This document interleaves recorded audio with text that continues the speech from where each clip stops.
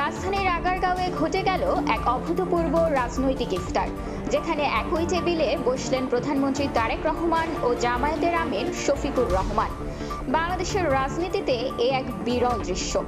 শনিবার বিকালে রাজধানীর বাংলাদেশ চীন মৈত্রী সম্মেলন কেন্দ্রে জামায়াতে ইসলামীর আমন্ত্রণে ইফতারে অংশ নেন প্রধানমন্ত্রী তারেক রহমান। সঙ্গে ছিলেন বিএনপি ও জামায়াতের অন্যান্য নেতারা।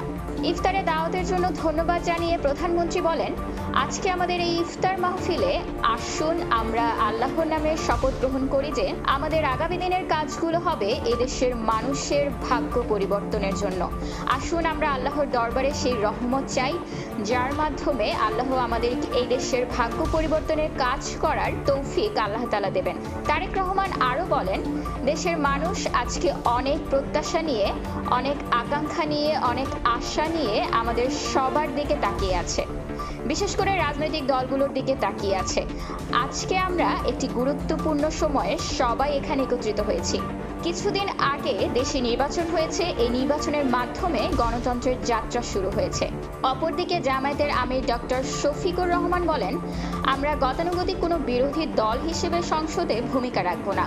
দেশের উন্নয়নে সরকারের যে কোনো উদ্যোগে সহযোগিতা করলেও জনগণের স্বার্থ বিরোধী যে কোনো সিদ্ধান্তের বিরোধিতা করবে জামায়াত। ইফতারে উপস্থিত ছিলেন স্বরাষ্ট্রমন্ত্রী, শিক্ষামন্ত্রী, বিএনপি ও বিভিন্ন রাজনৈতিক ও সামাজিক নেতারা।